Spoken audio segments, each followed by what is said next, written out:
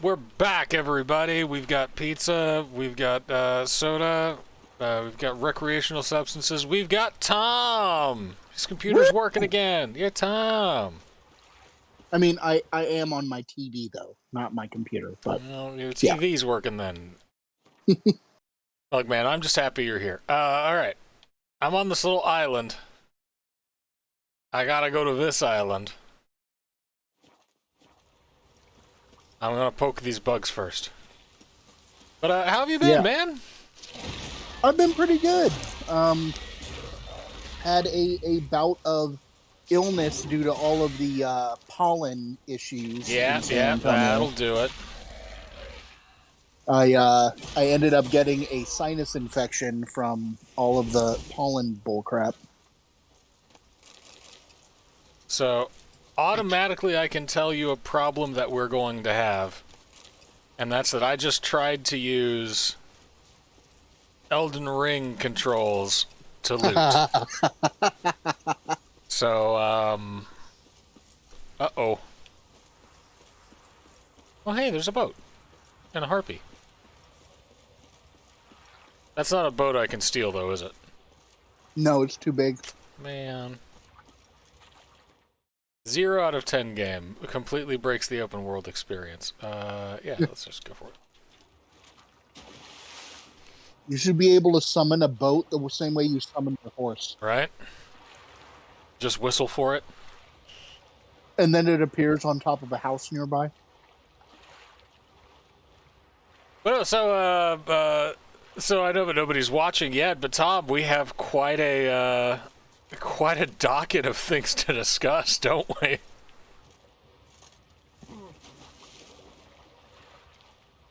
Where do we want to start? Man, that's up to you, man. You're the one who even mentioned Air Bud. All right, you're on. Oh, Rob is watching, and Rob is far from nobody. So, we need to unpack this week's episode of Last Week Tonight. The John Oliver on HBO show. Yes, John Oliver. This is an off week, and on off weeks they do little short webisodes. And in this episode, he did a critical analysis of the acclaimed 1996 movie Air Bud. Now, who would call Air Bud acclaimed?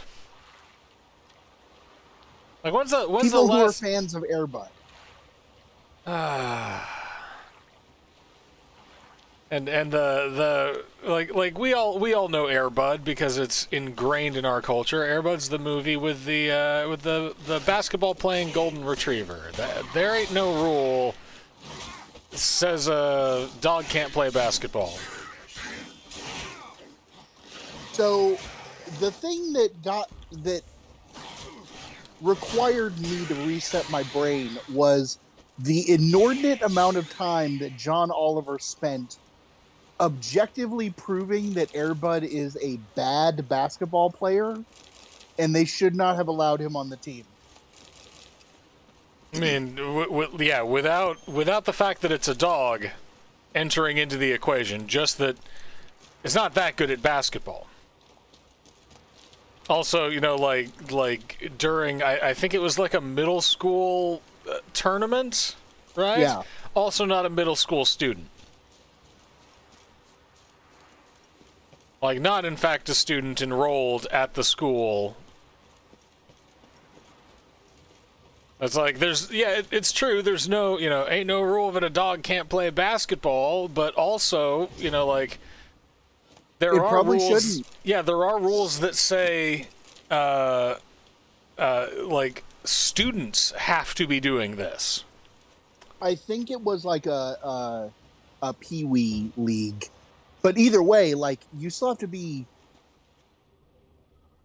Like, I'm sure they have membership rules. Like, you have to be a certain age. Yeah, or like part of a school system, right? Like, it's this neighborhood or this league. You can't just be like, oh yeah, and here's, ain't no rule says a 45-year-old man can't play basketball. Well, it's against a bunch of kids. He shouldn't. Like, this is specifically a tournament for children. But, yes, go on. Okay, but now I kind of want to see a movie where Manu Ginobili plays against a bunch of middle schoolers, See, but the movie frames it as if he is still the good guy. now I am not in general a sports fan, right? Post high school, I was never very good at them, which I'm certain has a lot to do with it. Where in the world are you going? I don't even know, man.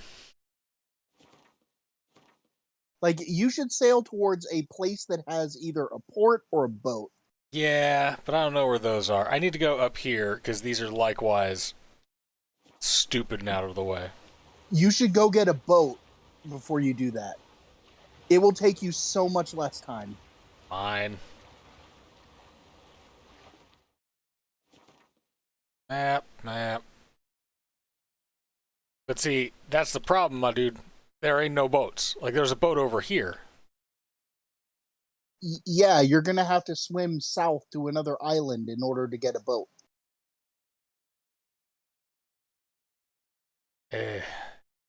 Yeah. That's why losing your boat's kind of a big deal. Fine, I'll go here. It's still going to be a hell of a trek, though. So, like, there we go. Keep talking. All right. So to keep people interested, let's move away from Air Bud and let's talk about the thing that everyone's going to be talking about for the next few weeks. I still think that we have some things to discuss about Air Bud, or more specifically, the fact that, of course, he could do a critical analysis of Air Bud. He's British. These are people that get excited about soccer, which is objectively one of the world's most boring sports, and or cricket, which is objectively one of the most confusing. Like, these are the people that out of, like, that built a cultural cornerstone of their entire, like, national identity out of dried leaves.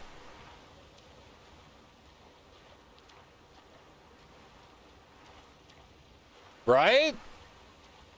Like, why is it surprising that John Oliver could talk about Air Bud for 10 minutes? They're the British. Have you seen Regency dramas? They can make, like, longing, exasperated stares last hours.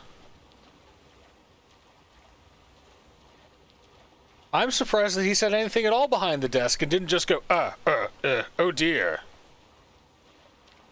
Now, he's more clever than that. No, he's great. He's a treasure. I love the guy. It's just, you know, I appreciate it. I watch a YouTuber named Quentin Reviews who did like an 8-hour long review of the Disney sitcom iCarly, or the Nickelodeon sitcom iCarly, shows which I did not watch, by the way. But I sat through literally a day's worth. Like, I have been in government training exercises that took as long. I admire the artistry. You know? John Oliver said something during this last thing that was like, why would I waste your time with this thing? Is it because I fancy myself some kind of, you know, like some kind of clown, and I'm paraphrasing badly here, like some kind of clown whose only purpose is to somehow, you know, amuse you in the time between now and death? And I was like, yeah. It's fun, man. Thanks. We need that. We appreciate you. We have to, because oh man, shit's getting bad. A good transition point into the richest man in the world buying the largest social media network in the world. Yeah. They Twitter unanimously agreed to buy or agreed to sell to Elon Musk for $44 billion. literally enough money to end homelessness in America Twice. twice with money left over. Yeah. Yeah. Now, of course, I don't think that Musk will be. I think one of two things will happen, right? Either Musk will very quickly realize his mistake, right? Musk is a guy who thinks he's savvy at Twitter, but is not. And this is not a claim that I am. I don't want to be. But he's one of those, like, he's that douchebag from school where you were like, hey man, they are in fact laughing at you, not with you. Yeah. You know, like, you're kind of a dick. Everybody knows it. No, they're laughing with me. No, they're laughing at you because you're a dick. You should go along the coast to the north. Well, I mean, there was a boat along the northern side of the island. Yeah. I was just using this marker to point me in the right direction. So now I've got to go this way. But if I can do that overland, that's great. Yeah, I don't know if you're going to be able to get over the edge of that mountain. Boom!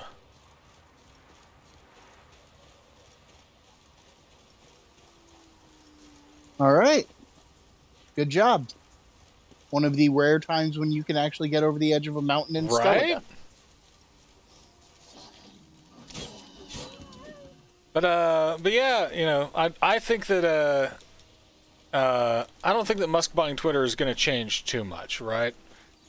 I think what's going to happen is he's going to implement all of these, like, this must be a free speech zone thing, and Twitter is just going to turn into a cesspool of neo-Nazis. I don't think that he has the capacity to, right? He's already lifted the bans on, like, Marjorie Taylor Greene, the dude from Florida who's being indicted for unless he completely upends every single one of Twitter's safety policies, he will like they'll just ban themselves again. I think that the intention is that he is going to lift all of those policies. Well, then everybody will just leave, and now now he'll be the owner of the world's most expensive parlor. Yeah, it'll be Tumblr 2.0, and he will lose. He'll end up selling it in a year for less than 10% of what he bought it for. Yeah, and like money aside, the guy's just an idiot. Like, he's just a rich kid who thinks he's smart. You know, like, I got into it today with a bunch of people who thought, literally said, this guy is the Da Vinci of our time. What is it? He hasn't invented anything. Yeah, I had to explain that, like, he's not an inventor. He didn't make the Tesla Roadster. He didn't even make Tesla. He bought the company that already existed. He didn't make PayPal. He bought PayPal. And even then, PayPal was not as revolutionary. It was, what if we can pay money for things on the internet? Yeah. Yeah. Which people already they were already doing. They just made it more convenient and got it more widely adopted by places. It really wasn't a, like, massive leap. But, like, even SpaceX, which he built, he did found SpaceX, all of their starting IP, they bought from other companies. Mm-hmm. Like none of the technology that they use to start SpaceX was developed by SpaceX. They bought it from other people. And like, hey, SpaceX, good on you. You've done some impressive stuff, but like, Elon And Musk is you not a rocket scientist. and not only that, you only are able to do all of that impressive stuff at massive subsidies from the taxpayers. Mm-hmm. Like both Tesla and SpaceX would have folded by now if not for the money being poured into them from taxpayer dollars. Yep.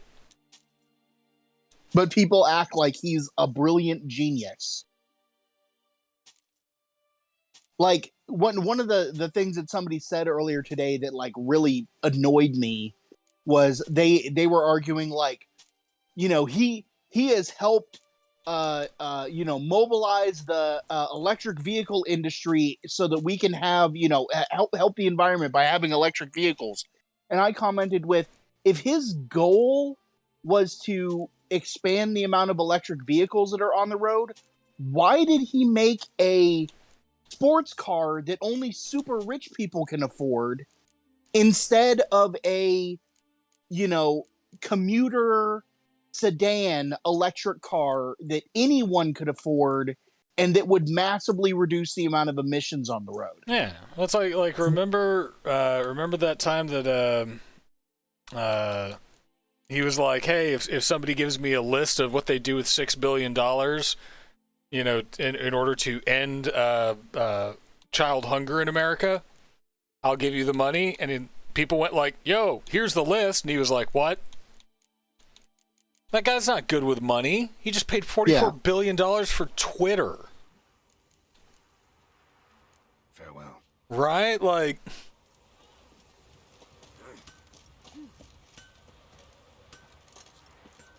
Like, I get 100% why they would unanimously agree to sell it for that, because Twitter isn't worth $44 billion dollars, and it definitely won't be by the time Elon Musk is done with it.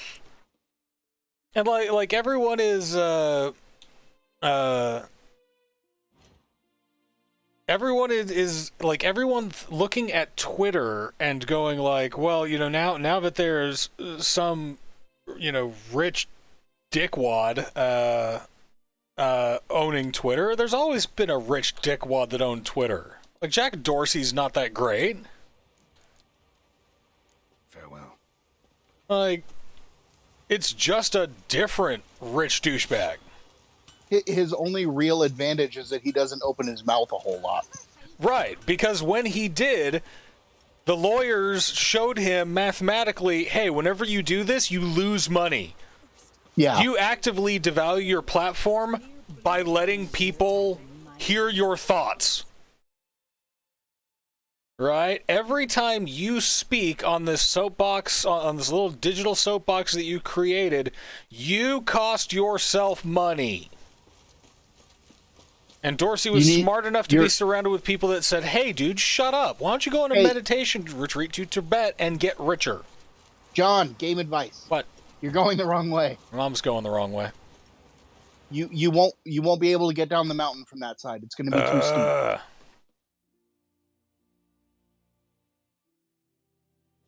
Fine.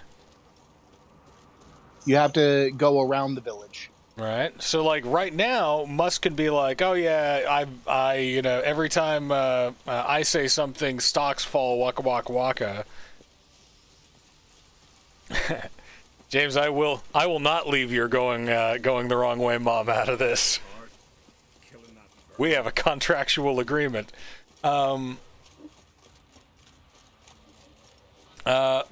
no, anytime Musk like opens his mouth as the owner of Twitter, he's just going to be hemorrhaging more money.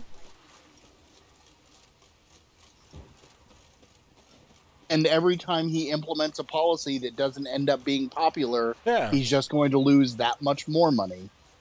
Because people will leave. Somebody will create something else. After Tumblr died, Instagram exploded. Yeah, or we'll just go back to MySpace. Right? Like I'll dust off the old account and see if I still have, like a Nine Inch Nails song playing in MIDI on the background, and Oh, I wonder if I still have that Brick Breaker game on mine. see, we'll play in Aquarium. Elon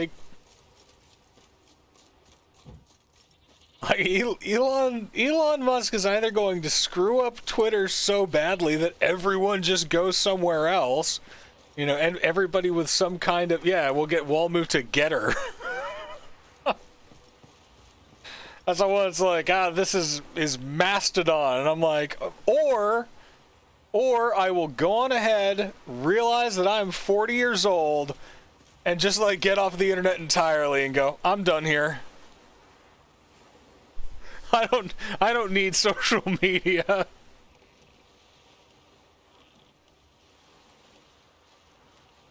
Maybe it's time to take up gardening or I don't know, building miniature ships and bottles, but I am dead to the online world.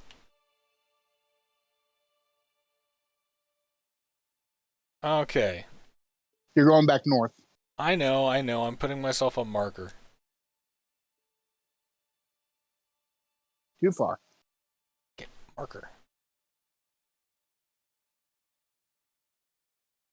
Get marker. Okay. Reverse.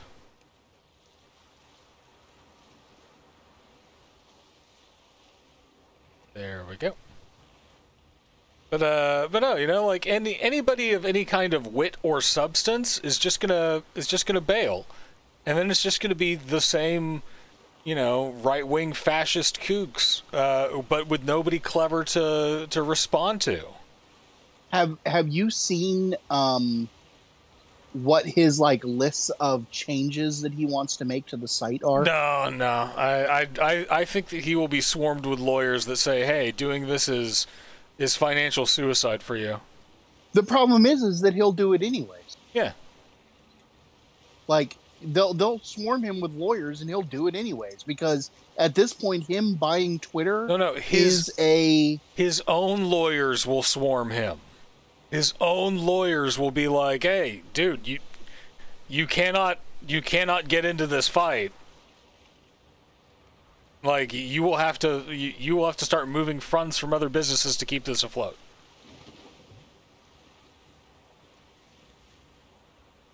Right? Like his lawyers are going to tell him you can't do all of these things. But if the reason why he can't do them is because he will lose money, he'll do it anyways, because him buying Twitter was not about making money. No, it's about proving that he's the smart boy that he thinks he is. This will send a message like James just said in the chat. Every trade he makes from this point on will be ratioed. Right? Everyone's just going to say, "Dude, we're not impressed. You're a rich douchebag going through a midlife crisis. You just pulled up to the Mediterranean restaurant in your Corvette and revved the engine, and nobody cares. Your hair plugs are not convincing."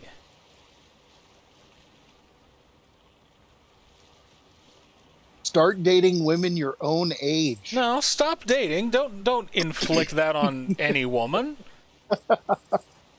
Women deserve better than that.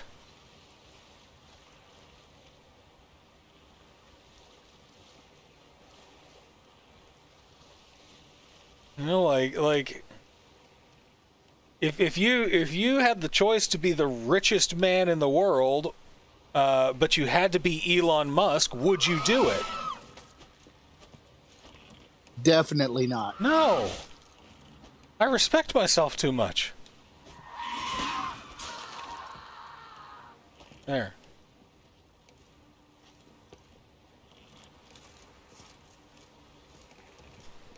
Oh, off of the boat.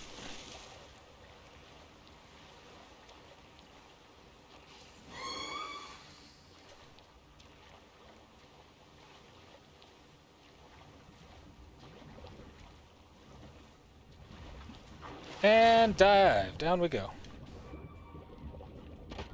There you are. Anybody else? Anyone else want to negotiate? Anybody else want some underwater pokins? No, man, he's just a. God, what a sad individual.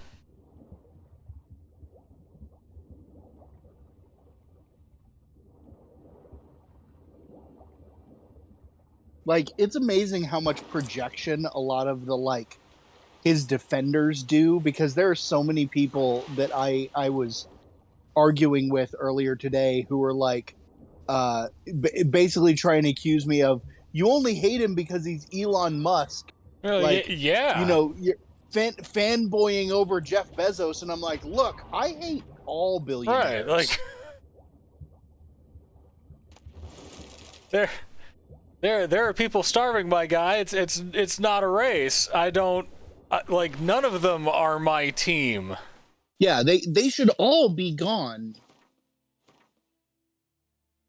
You're anti Elon Musk. You must be pro Bezos. No, Bill Gates. No. I mean, one cannot become a billionaire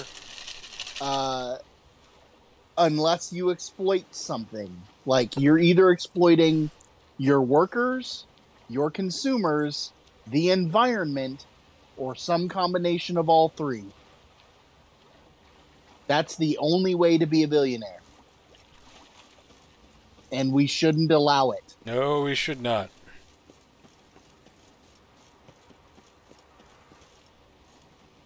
Granted, you know me, man. I'm all for radical redistribution of wealth. I mean, as am I.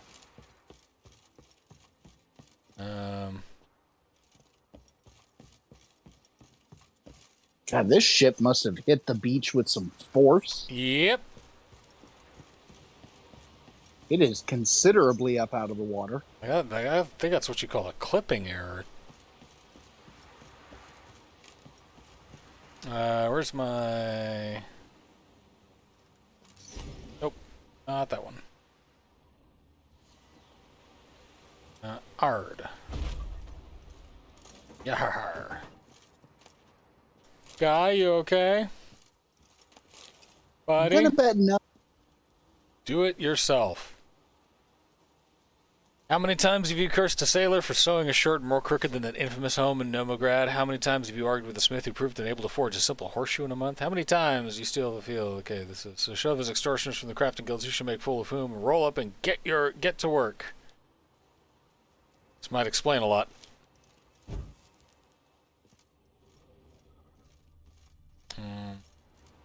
Oh.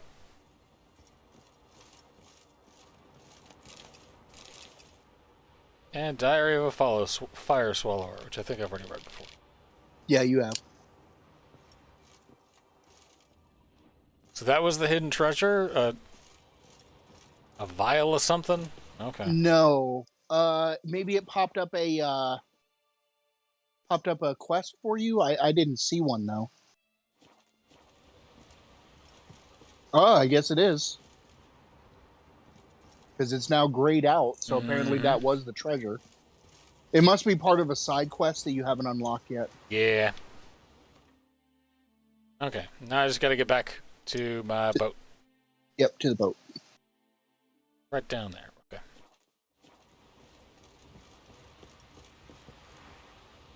I don't trust that. What was Amanda making some kind of very vulgar yet appropriate commentary about Elon Musk? I'm not sure, but she has pointed out she doesn't think that. I don't know what that commentary is or what it might be. You should just be able to hop off the side. Yeah, you're fine. There you go. It's nice to watch someone else play games out of it. Yeah, I've heard that Horizon Forbidden West is great, and man, I have been getting trucked in my attempts in Elden Ring. No spoilers for Forbidden West. Yeah, have you not? So how close are you to finishing it? Oh, I haven't started it yet. I'm still trying to work my way through the first DLC for the first one. because the DLC for the first one is a little bit brutal. Oh. James says no spoilers, just play it. Like it is an amazing game in terms of plot, and there are so many things in even in the first one that like they're such emotional punches, and you don't want to have them spoiled for you. I mean, I don't own either game, and it will probably be a while before I can afford them. So I'll have forgotten about this conversation long before then. Sure, but like other people, Yeah, I get listening might not. But they are on the computer, so like you could. Oh yeah, I get them. I could get them on Steam, and if Steam holds like a really cool sale, and I've got a little extra scratch, great. But I mean, they're not going to put those games anywhere under like $30 for a while. You can probably get Zero Dawn for under 30 when they do a big sale. I will put it upon my watch list. Let's see. Yeah, because I mean, I got the complete edition on PS4 for like $20 during a sale, something like that. But let's see. Tom and I have both been playing Elden Ring as well. I love it. So in the event that you are playing on PC, let me know, and I will come invade your world. And so there is also they have been talking about crossplay, but apparently it's been very come on, turn. problematic getting it to work. So it may not be for a while that they get crossplay functional on Elden Ring. I am so glad that there are super like super good Elden Ring players, I suppose, who have been able to like figure things out enough in the game where I can look at an article and be like, oh, this is a strategy I can use, because this stuff does not come naturally to me. That's fairly true of every Dark Souls game. It's just you had the bad experience of your first Dark Souls game you played was Dark Souls 3, I didn't play which starts you out against... I didn't play Dark Souls 3. I have killed the first 5 guys in Dark Souls 3, and then the game stops. I have not played it. Yeah, I have seen none of it. The first boss in that game is a beef gate, and there is no... There's no exploit to beating it. You just gotta beat him. Be good enough.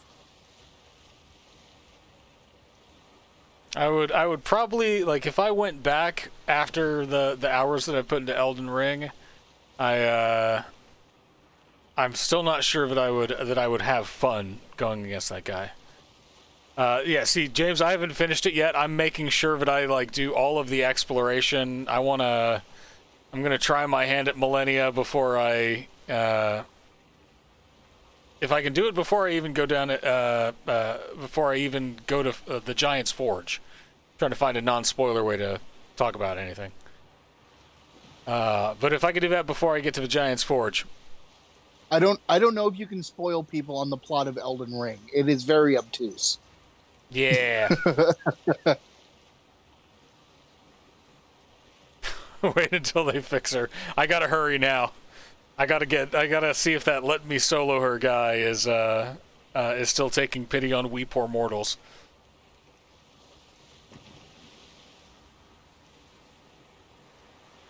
All right, quick. So map check. I am likewise, James. I am doing a faith build with my character, and I am torn as to if I want to go for the gold mask ending, or if I want to go for the frenzied flame with this playthrough. I have just really enjoyed how pretty it is. It is very pretty. Like there are just some times where like I hit a vista and go, wow. Uh, like many FromSoft games, it is both very pretty and at the same time spectacularly gross at Yeah, it's points. really horrible.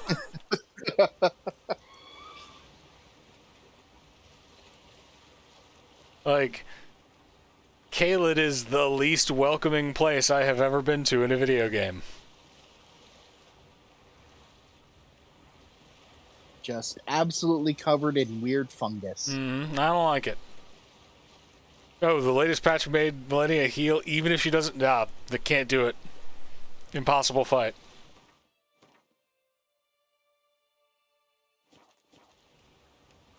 Impossible fight.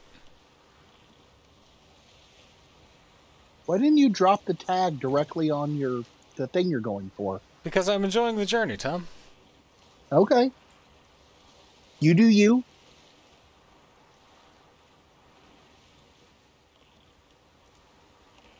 Leave the helm. Off we go. Hey, Harpies, no reason to look at my boat. Leave my boat alone.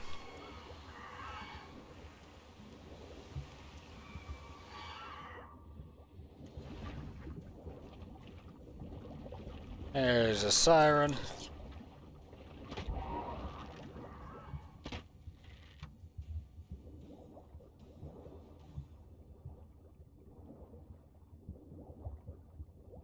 I'm probably gonna need to have to come up for air real quick. And back down.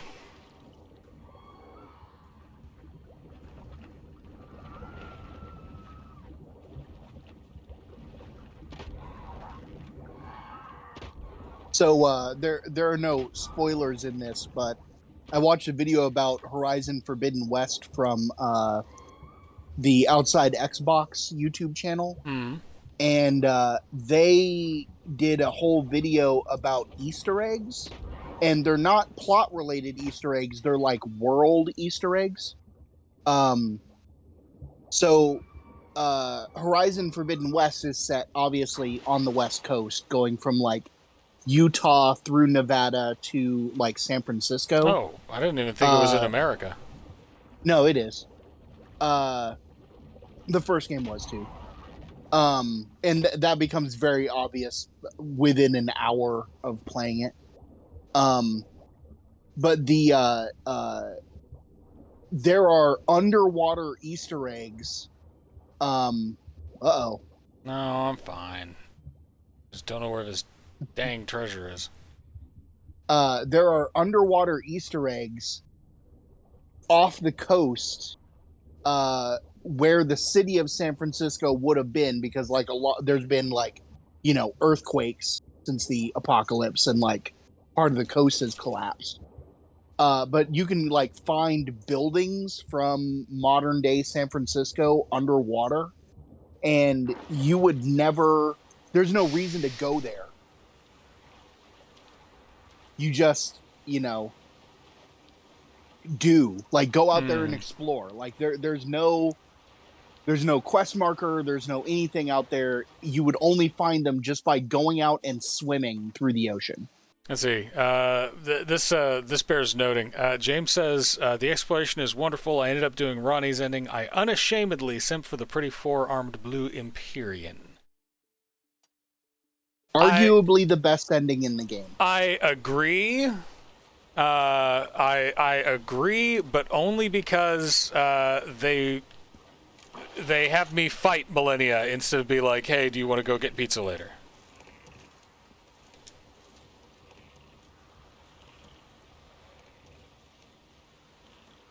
Like, I don't know. She's tall.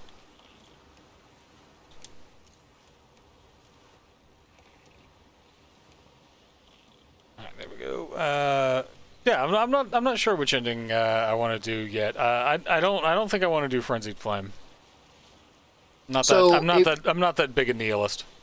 If you're chasing a platinum, well, you're on Steam, so I think the achievements are basically the same, but if you're trying to 100% the game, you have to do the Frenzied Flame ending at some point. No, I'll do it on some like new game thing, but Yeah, not for my first. there's three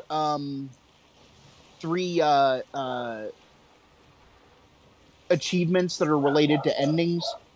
One is basically get any of the various "You Become the New Elden Lord" endings. So any one of those is fine.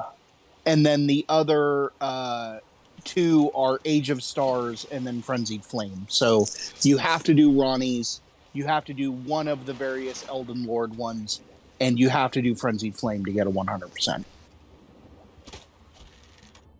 Yeah, but like, I don't think I care that much about 100%ing it. You know, I can look up the ending cutscenes on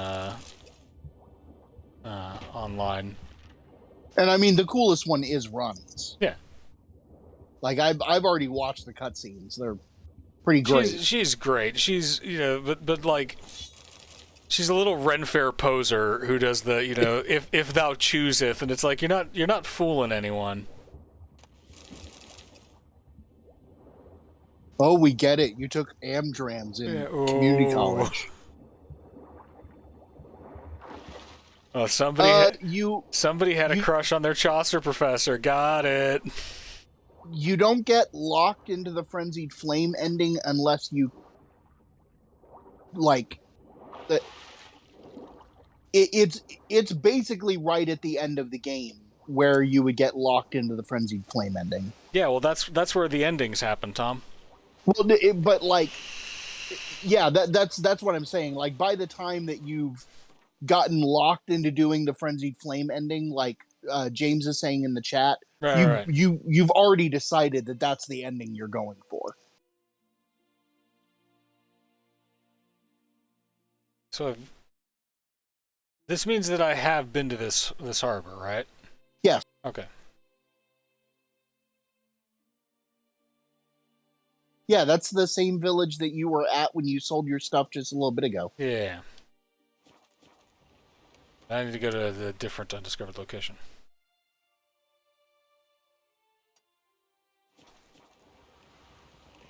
There we go. So I've been watching a bunch of like lore videos about Elden Ring. Getting your body on. Not just him. A bunch of people have been producing really good content.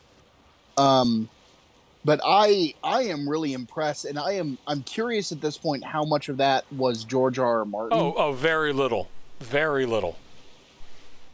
Very, very little. Because it is it's some pretty interesting like mythology of the setting. Yeah, I can almost guarantee you that that he put like his touches on it. There are very clearly a few of the things that he enjoys, like, hey, in the Millicent fight, how about if she fights like all of her sisters, and you can call them like the Sand Snakes or something. Like, but nah. I imagine his authorial influence is very minor.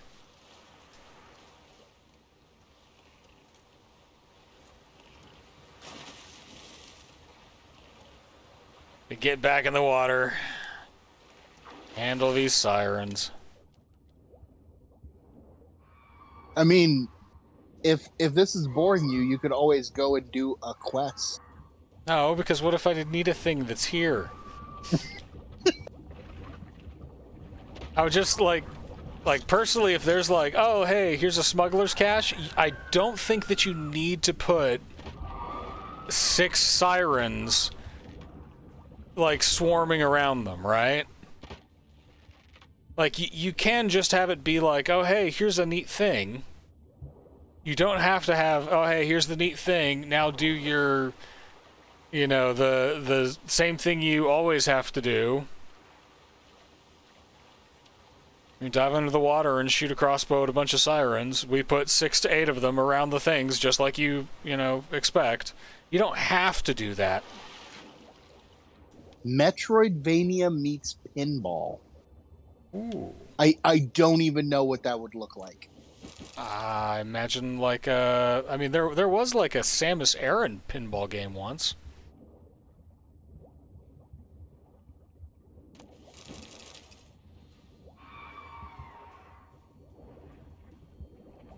I mean, I imagine that's what it would look like.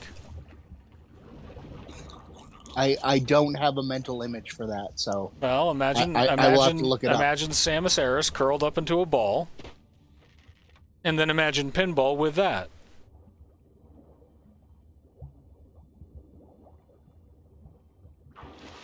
So do we care about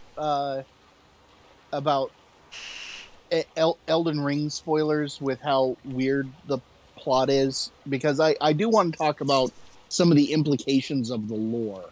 I mean, if James and Rob and Amanda don't mind, I don't mind. What's the word, y'all? Do you care? Because I want to get into some deep lore discussions. Oh, okay, the Yoku's Island Express. I heard about this. Yeah.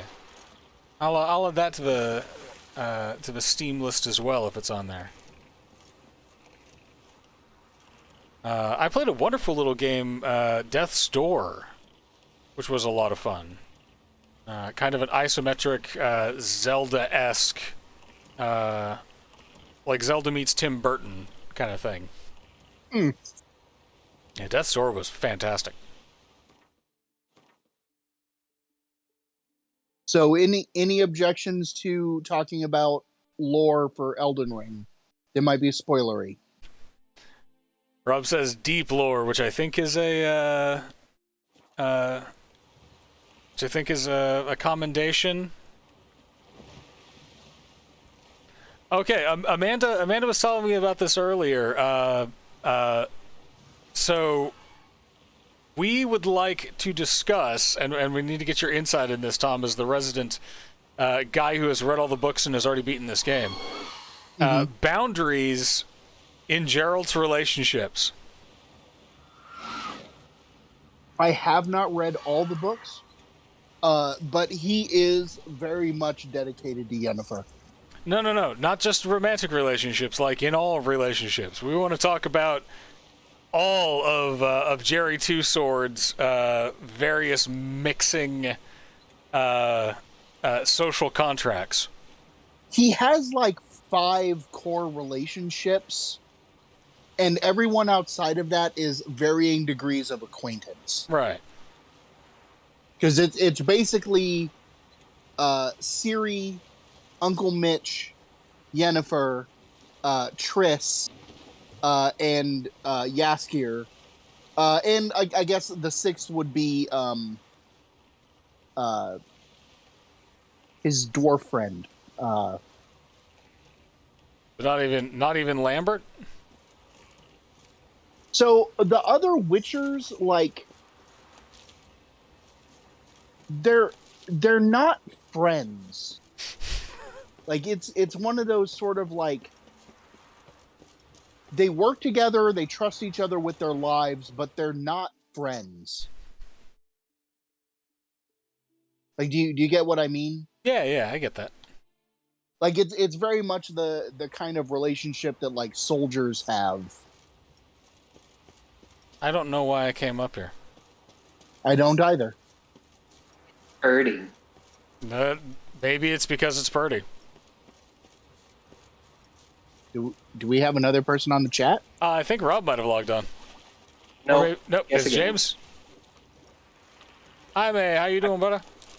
I'm doing good, man. I figure if we're going to be getting into chitty chats, Yeah. I can just jump on in here. Tom, So- James, Tom.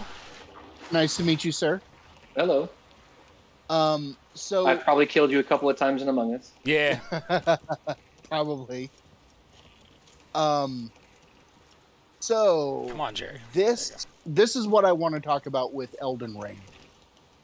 The implication about the Black Knife assassins, the killing of Godwyn, and how all of that comes about. Because the lore all but confirms that Ronnie is the one who ordered the Oh, yeah. Black Knights to go after Godwyn. Yeah, 100%. Now Godwin is her is of what relationship to Ronnie again? So, in the We beginning, don't know. well, so in the beginning, you had what the heck is his name? The dude with the lion, Forloo, Godfrey. Godfrey. You had Godfrey and the Queen. America. Yeah, we're together, and their first child was Godwin. Then you had Radagon and the witch queen whose name Renala. Their first child was Ronnie, and then Radagon left Renala and went and married Marika. Slash, they became the same person, which is Right, which still is not yet clear. well, and that's the thing. It's that America is Radagon. Yes, but we don't know at which point that occurred because there's lots of stuff in the lore that implied that at one point they were two separate beings and then became one being later. Well, you also have to question whether it was not necessarily Ronnie's plot to kill Godwin, but there's also things that support that Marika started the entire thing. Yes, that she forged the black knives. That is the real point that I want to bring up. Like, what is the long game that she's playing here? Like, what is her plan for all of this? She wants people to be able to die. But she was the one that stopped them from dying in the first place. Right, she's the one who She removed had death from death. No, she gave Ronnie, the rune of death to Malekith. Right, Ronnie wants people to die. Right, but Marika is the one who forged the black knives and gave them to Ronnie. Well, gave them to the Black Knife Assassins so that Ronnie could order them to use them. Which raises the question, like, why? See, I didn't read it as as like Ronnie was given the black rune. Ronnie took the black rune after the shattering of the first Elden Ring. Oh God, I'm out of breath. She did, but she only was able to get that rune. Come on, Jerry, get up there, get up. Oh, you're gonna make it? Come on! Nope. Oh. Oh well. Stupid drowning. You literally broke water right as you drowned. Yeah. That was stupid. Yeah, that's irritating. Now I get to do it again. Anyway. So I think that Ronnie unquestionably, like, she used the black knives to steal a piece of the rune of death. Yes. The question that's still out there and unanswered is, did she do that on her own? Was she the one that kicked it off, or was that part of Marika's long game? Right. To set off whatever she had in motion. And the question at that point is, why would Marika do that? Like, for what reason? And the only thing I can think of is because she wants to break the entire order. See, I always thought that it was because Marika honestly got tired of being a god. Like, sucks. kind of like how Sandman was an elaborate multi-volume recording of Dream's suicide. Yeah. I feel like this was Marika's kind of the same thing. Yeah, I think Marika was just like, hey, look, one of y'all is going to have to take over, and you guys need to figure out what you're going to do with it. I'm out. Like, she's already literally crumbling by the time that you get to her, right? How long has she been like that? Since she was imprisoned when she broke I don't know when she started crumbling, but I mean, she's been imprisoned for a very long time. Yeah. When she broke the Elden Ring. She's just tired. She just wants I'm pretty sure that at least what I got out of the cutscenes was that it implies that the breaking of America / Radagon was a consequence of attempting to fix the Elden Ring. That they used so much of their power to attempt to fix it that it began causing them to fall apart.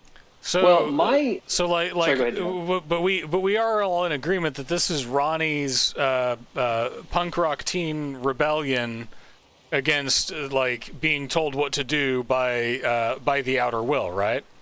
Oh, absolutely. I mean, she killed her own two fingers. Yeah, she was like, and nah. cast aside her rune. I ain't gonna listen to you. By the way, I'm gonna brand my body with the word for true death. You know, like, hey, there we go. Now that I've got the ultimate god-killing weapon, I'm gonna kill everybody someday. Nobody tells me what to do. Like, she's four-armed and gothy, and that's great, but you know, she's rebellious. She's punk rock. She doesn't like being told what to do. I think my question is, the quest that you're on to become Elden Lord is something that the greater will wants. The Yes. two fingers that you find in the round table hold want you to do this. Radagon is tried to mend the Elden Ring because he wants the Golden Order restored, supposedly. So why did he bar the Erd Tree from anybody entering, and why does he suddenly turn hostile to you once you do enter, if you becoming Elden Lord is what seemingly everybody wants? If I had to hazard a guess on that, I would say it's kind of one of those like it can't be given, it must be taken sort of things. Oh, I mean, it could also just be like Radagon's getting cold feet, right? Like, he knows that giving up that last fragment of power means functionally death. But becoming Elden Lord is becoming the consort to Marika. Yeah. So, like, it's not, he wouldn't be giving up anything if you became Elden Lord. Yeah, but then he would also be forced to date you, and he just doesn't like you in that way, Baka.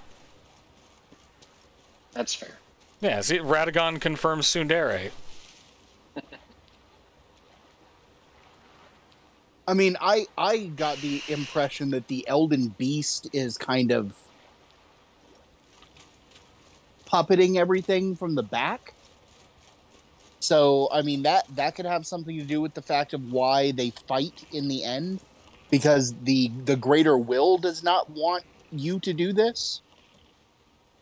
So, like, so you guys have done some deep dives into the lore as well. Clearly, the Godskin nobles. What's their whole deal?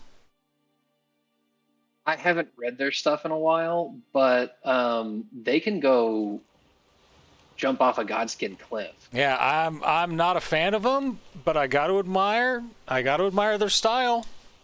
So just letting you know, John, that island that you see in the distance with that ridiculously honking tower on it, you'll come back there later in the game. Okay, so don't bother with it now? Yep. Great. I do appreciate... Sorry, go ahead.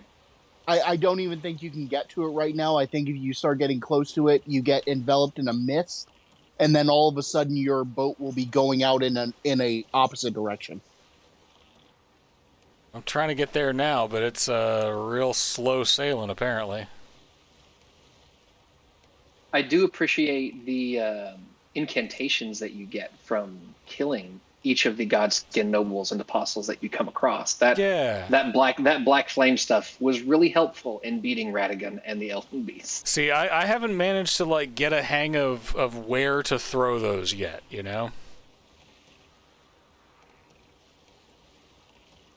So like I said, I ended up finishing it with a dual scythe build, and one of them was the grave size that I put the Black Flame Tornado Ash of War on. Ooh. And the Black Flame, any Black Flame stuff, I think, if I remember right, does extra damage against god characters. Yeah, does that count as like holy damage? Are you holding down the like accelerate button, John? Sure am. You should hop out of your boat and then hop back in.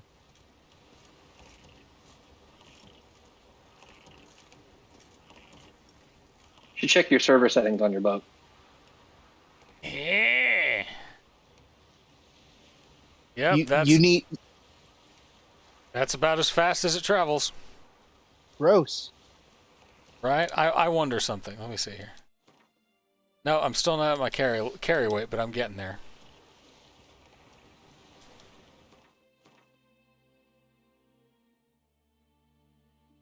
But yeah, there's a bunch of stuff in the lore that hasn't been explained yet, as far as I know, and the Godskin nobles are one of them. Well, the blade, one of the blades that you get from killing them, there's some lore behind a Newman queen. Like, I think that they come from the same like following that America came from, the Newmans, because the lore for one of the swords you get from them mentions like a queen that may or may not have also had something to do with the Rune of Death, maybe. I can't remember exactly. I think they're like I think their whole deal is they're like coming for America, but they can't get to her because, you know, she has this whole order set up. Mm-hmm. You know, they're guys who are trying to amass their power so that they can get past Horaloo. Hey, Tom, well, there's your whale. Horaloo doesn't. Ooh, it's a big whale. Horaloo doesn't, like, his arrival, like the fight against Horaloo is him returning. He isn't just sitting there. Yeah. He's returning from the long march, and when you meet him, he's just gotten back. Yeah. So he's not an obstacle to anybody that anybody knows of. Yeah, it'd be Malekith then. Yeah, it'd be Malekith. That whole concept, I think, is really interesting. That the beasts are shadows, like they're the actual shadows of people. Ripped Blythe. Poor dude. But yeah, so the one of the things I think is really interesting from a like FromSoft meta standpoint, when talking about like the lore of Elden Ring, is yeah, no, you'll have to explain the rest of this to me, because I was not a Dark Souls story guy. I was going to. So sit back, stay a while and listen. So Miyazaki is known for not doing things by accident. Like, if he makes a decision about a certain design choice for a game, it's a very conscious decision. So in the Dark Souls series, you have always had a difference between sorcery and then another kind of magic. And in Dark Souls, it was pyromancy was the other kind of magic. Because pyromancy is not sorcery. Pyromancy is derived from the power of the Chaos Flame, which was an attempt to recreate the first flame. And the first flame is like the source of all magic in the world. So I think it's really interesting from a lore standpoint that faith is used to do all of the incantations of like the Golden Order when you do stuff like heal, or the various spells that like put holy on your weapons to buff them, stuff like that. But it's also the stat that is used for things like the dragon incantations and for the various frenzied flame spells. Yeah, but those tend to do more. Those tend to ask you to have points in arcane too, as well as faith. Sure, but arcane is kind of a weird catch-all power. Well, I always saw arcane as the power of the three fingers. So like, it's still faith. It's still a variant of faith, but you're kind of switching your allegiance from the two fingers of order to the three fingers of chaos.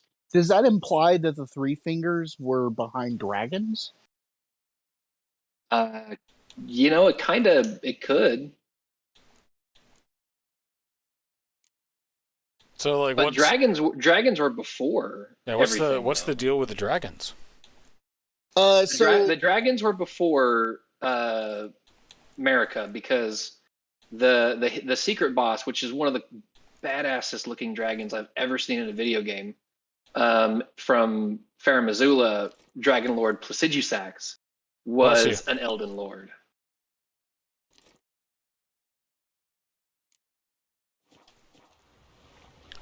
All right, I gotta go hit a vendor and sell my stuff. Yeah. Gotta make that money. Capitalism exists everywhere. All right, it's all about them ducats, baby. I mean, this is feudalism, but Geralt is lucky to not be a serf.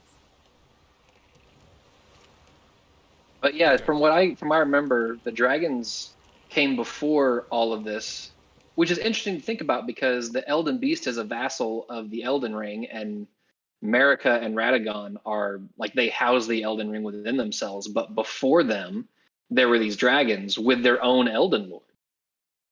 Right, and I think the implication there is, so you, John, you can fast travel to any harbor.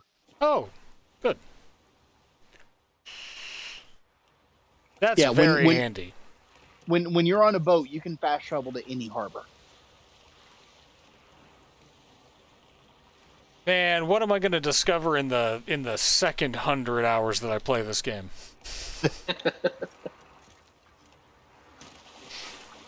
I'll be honest, I haven't followed you much. Are you still in the base game, or have you hit the expansions yet?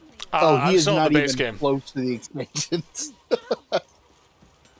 He's probably got the levels to do Heart of Stone. Wouldn't mind a look at your wares. But yeah, I don't think he's in the right plot point yet to start messing around with that. Oh no, I forgot that I already took most of this guy's money.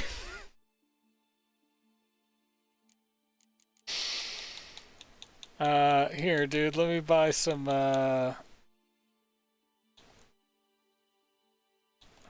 Devania Runestones. No.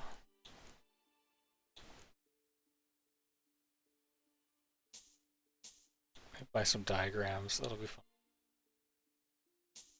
But yeah, so like just talking about the design implications of things in the Dark Souls games, pyromancy is a type of magic that is not based on your stats. So like anyone can be good at pyromancy. It's more based on what items you're using than based on what stats you have. So what does that mean for Elden Ring, though?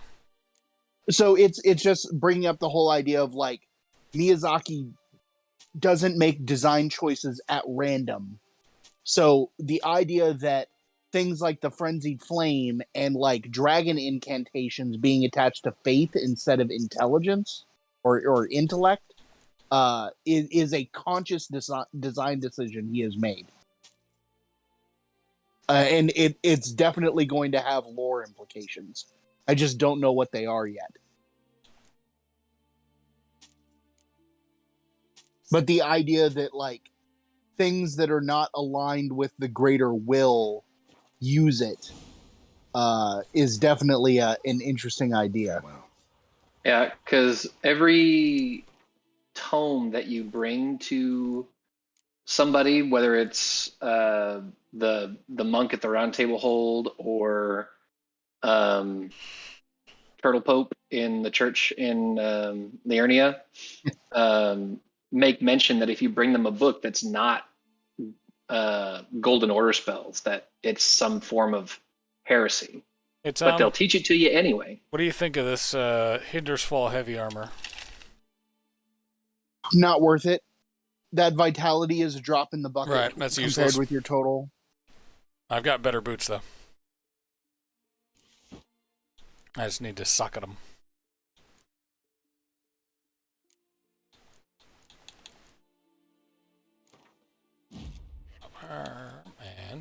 Oh, so since last time we did Fantasy Poland Monday, I have a D&D related topic, if we would like to talk about that. You know me so well, Tom.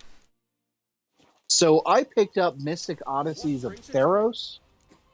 I saw it on relative sale on Amazon. I got it for $20. So I was like, yeah, that looks interesting. I'll pick it up. It is really good. You enjoy it? Yeah. It's a really cool setting, and the mechanic stuff with the idea of playing with favor, like being able to get favor from different deities and how it gives you different boons, that's a really cool mechanic. Yeah, it's pretty neat, huh? Now that's a Magic the Gathering setting, if I'm not mistaken. It is, yeah. Like I really think WotC is leaning into making as many of their Magic settings as D&D settings, and you know what? I think that's a good business move on their part. Well, like you heard the big news from this last weekend, right? Spelljammer and Dragonlance. Dragonlance, yeah. Which Spelljammer puts you one step closer to Planescape. Freaking yeah. Give me more Planescape. You want to go to Sigil just so bad. Hard G, Sigil. Like GIF. But yeah, no, D&D's getting all kinds of fun stuff happening there. I think that the success of Elden Ring will lead to them going, hey, maybe we should re-release Dark Sun as a setting. Yeah, I want Dark Sun really bad. Yeah, I was talking to one of my players actually not too long ago, and he was like, does this strike you as like a cash grab? And I'm like, not really. It strikes me more of they have kind of realized that, like, maybe they don't have to be antagonistic to those fans who are like, hey, can we get Planescape? You know, like, those were good settings. And if you have the rights to do them, I think the only reason why it's taken Dragonlance so long was because Weiss and Hickman were being kind of cantankerous. If they've got the rights to do it, there's no reason. 5e is a system that'll take any setting. I think the reason why they waited to do Dragonlance was because they knew that the TV series was going to be in the works, and they wanted to kind of time releases. Do you know there's like a whole Dragonlance musical from Russia? No. Yeah, there's like a stage musical that is Raceland's story. In Russia. In Russia. That's extremely weird. Like, fans all over the place, man. I think there is one of those that you didn't get. Okay, let me take a look. I think you only grabbed two of those chests. I got my fisheye on. No, guess I was wrong. Guess you did get all of them. Yep.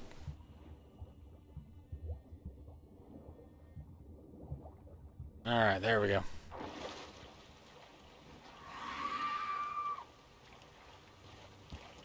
So the new Magic the Gathering setting, if they do a D&D book for that will be pretty interesting. The like 1920s magic noir world. Oh, like Eberron? No, like leaning like less you got your magic in, or less you injected your post World War One setting into my high fantasy universe, and more you injected your high fantasy into my post World War One noir universe. So what I'm hearing is that it's kind of like Eberron. Yeah, but inverted. I gave a similar description about the book for Ravnica for 5e, where it is inverse Shadowrun. It's instead of injecting high fantasy into cyberpunk, it's injecting cyberpunk into high fantasy. You got your mystic punk in my high fantasy. Yes. Yeah, I can see that.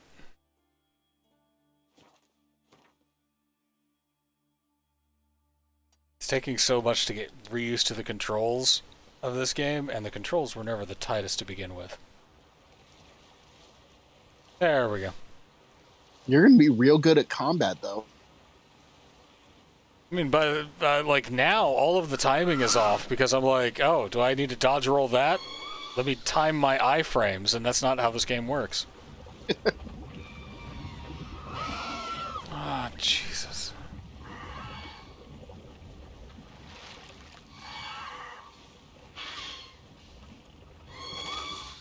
Get off of the boat. I introduced one of our old buddies to the game Blades in the Dark, which he had never heard of, and now he is obsessed with. That's a weird, fun game. Like, weird in the good way. Yeah, like, mechanically, it's very strange. It takes a little bit of, like...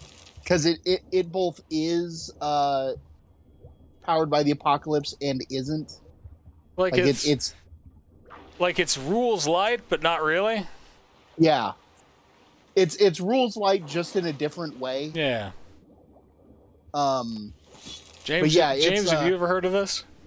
I haven't. I was just about to ask or say I have not heard of this. I was gonna say, are like weird in a cool way, like Eternal Darkness, Sanity's Requiem, weird in a cool way? Kind of, yeah. One of the main mechanics in Blades in the Dark is like you get a crew together, right? Like you get a crew of criminals. And you get a crew of criminals with all kinds of different, specialties, a la Ocean's 11. It's a heist game at its core. Yeah, and you guys plan a score.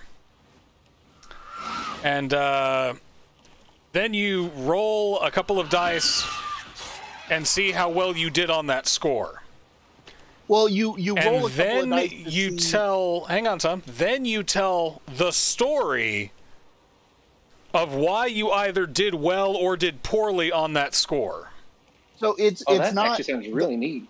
The whole score isn't summed up. The first dice that you roll at the start is to determine what your general starting position is. If it's good, if it's bad, if you have any advantages.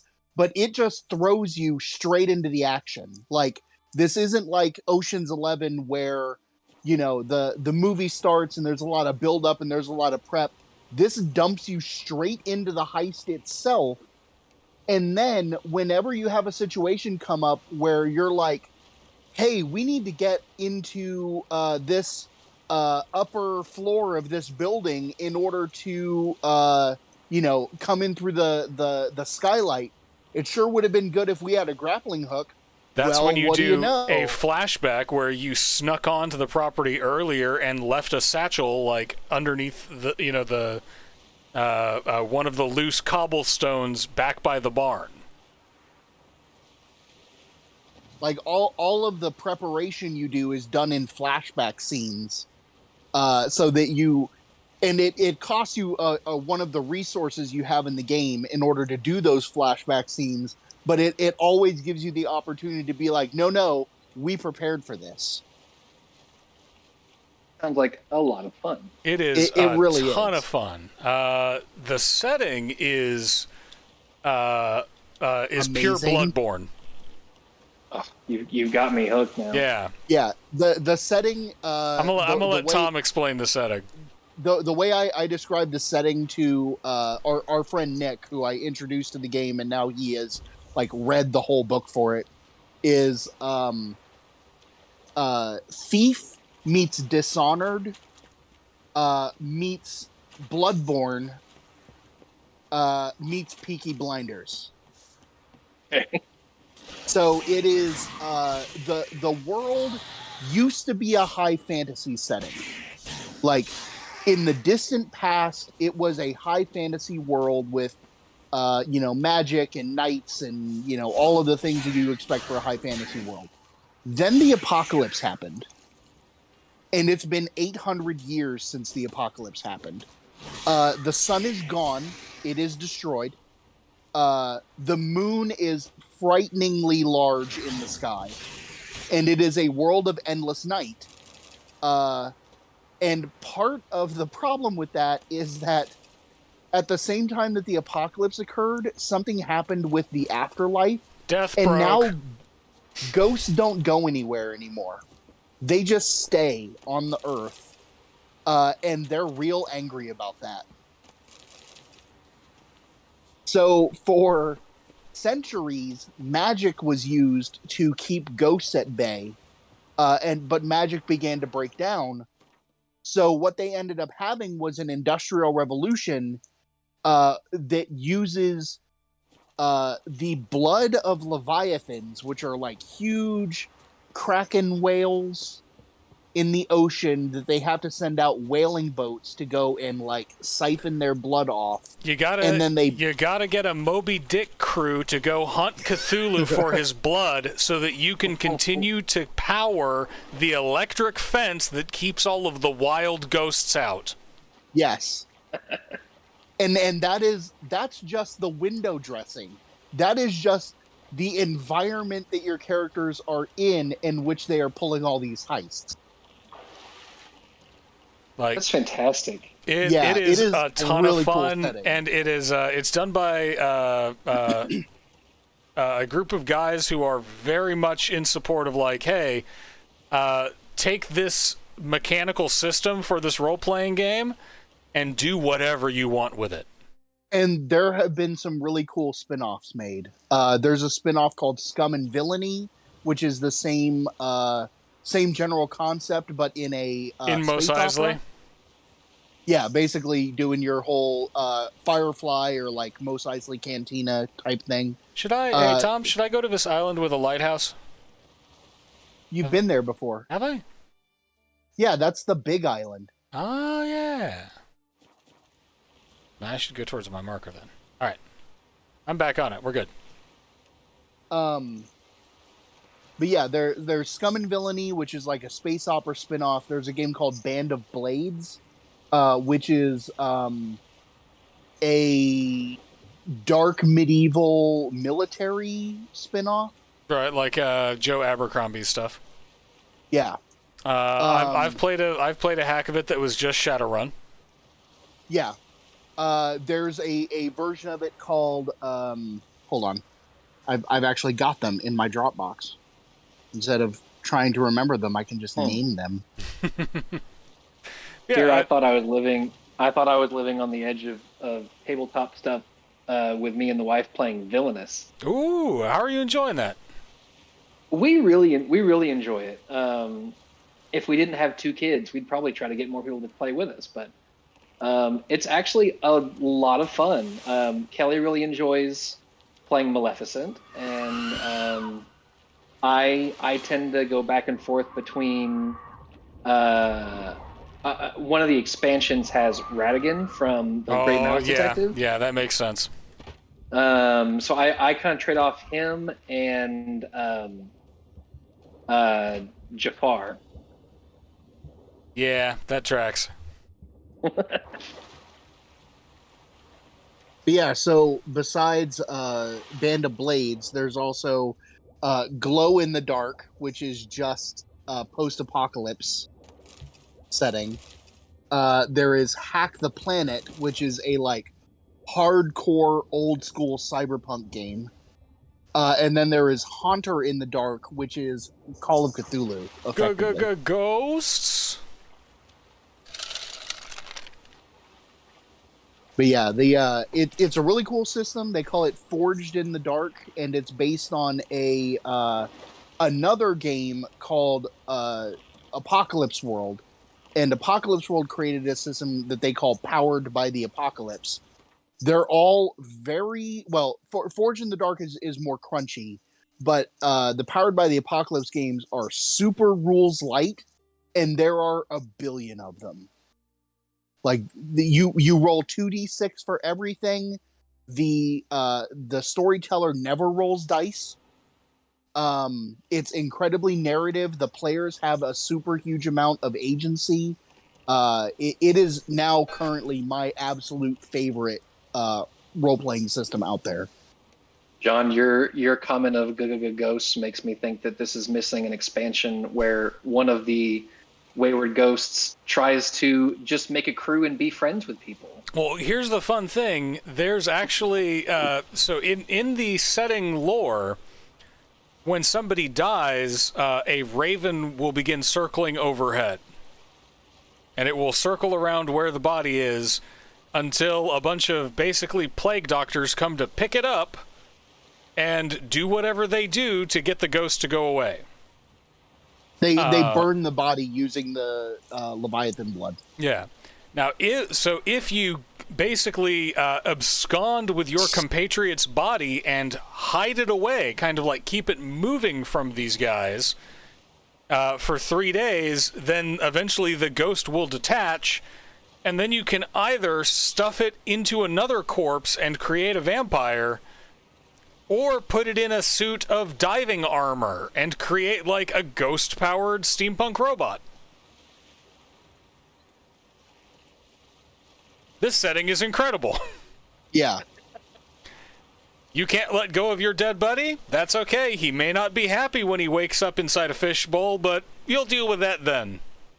There's also, these games all have, instead of like character classes, they all have playbooks. And there is a playbook in the game for just straight up playing a ghost. And the game will advise you, like, if you're going to just play a ghost, you are not normal anymore. Like, you need to play up the fact that you are now a horrible monster. Everything hurts, and now you're playing Wraith. Have fun. Life is pain.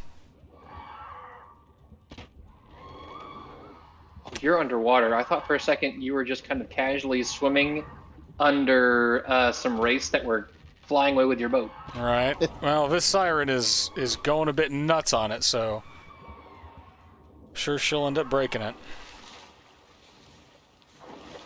Ma'am? Ma'am. Well, good to know. Pretty sure it's just flying into it at this point, like glitched out. Yep. Good to know that I'm not alone in clipping errors. Get in the boat, Jerry. Well, it wouldn't be a CD Projekt Red game without some kind of error. I mean, at least they're not Bethesda. That doesn't make them good. No. That's like saying at least Cyberpunk 2077 at launch wasn't Fallout 76. No, I mean, it's playable now. It was playable at launch. It just had problems. It was playable if you were committed. What was the Bud Light slogan a million years ago? It's drinkable. It has drinkability. Bud Light, now even more drinkable. You can force it down your gullet. Just don't think about it. Bud Light. Like so I played it on PC, which is from what I understand a much better experience than console for Cyberpunk 2077. The only problems that I had at launch was that I had to turn down a lot of my graphics settings because like I just ran like rain. I had so many frame drops if it was raining. It was because you made your PP too big. Yeah, and then also CD Projekt Red can only handle so much. Well, they did an update. Now I don't have any problems, and I've been able to crank all my settings back up. But really, the only problems I had were frame rate drops whenever there was just too much stuff on the screen, and then also the driving was janky. And I'm really glad they fixed that.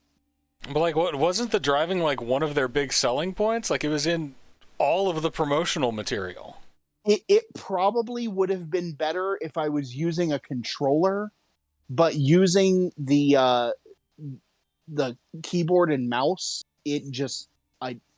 terrible, absolutely terrible. Terrible. All right, let's actually do a since I'm on a boat and it's falling apart, I'm going to go to this harbor and actually do a part of my quest. Woo! Praise me, Tom. First time you've done a quest in like it's this year. It's been an age. He's busy. He's been busy wandering the lands between, also not doing quests. Which, interestingly enough, is also a problem in either of the Horizon games. I mean, like, if it's an open world game, so I want to get distracted. Yeah. Hey, what up, guy? I never really mess with photo modes in games, but for Forbidden West, I could not stop myself from taking pictures. And a couple of the people that I moderate some of the WB Games forums with were trading screenshots of Forbidden West just back and forth in our server. Nice. I'll be sure to tell them exactly what I It is gorgeous. It would be disgrace to censor such an artist. Like all the screenshots I've seen for it just look like stunning. And you said you were on PS5? Yes. Yeah. Uh-huh. Lucky. I got so lucky. So this was before I got mine before like all of the stores started gating their PS5 sales behind like Walmart Plus and Best Buy super big penis buy it now kind of thing. I got mine from Walmart. I was just randomly on Twitter and it said Walmart selling a PS5. So I was like, whatever, I'll give it a shot. And I hopped on Walmart and just spam clicked the add to cart button and got super lucky. Nice. Yeah, if you are interested in Forbidden West, the way to go is to get, whether you're on PS5 or PS4, is to get the PS4 version. Yeah, because that's why it's $10 cheaper, and then you can upgrade it for free to the PS5 version. Yeah, I did that with both Forbidden West and Elden Ring. Both of those get free upgrades. Game that system, my guys. Well, and that was all a result of PlayStation being incredibly greedy with Forbidden West because they wanted to. I don't remember exactly what it was, but like the PS5 version was, or maybe it was the collector's edition you had. No, that's what it was. The collector's edition had both PS4 and PS5 versions. And like the standard edition, you could only get PS4 or PS5 with no upgrade options. And the internet collectively lost their minds on PlayStation. And they were like, hey, we're sorry. That was a dumb move. From here on out, all of our PS4 version games will have an upgrade path to PS5. And on top of that, the fans were pretty pissed off about the fact that they're trying to do the 3-year exclusive on PlayStation before they move it to PC, and people are pretty upset about that, especially after PC fans have now gotten a taste of Forbidden West or of Zero Dawn. They want Forbidden West to launch. Give us a taste.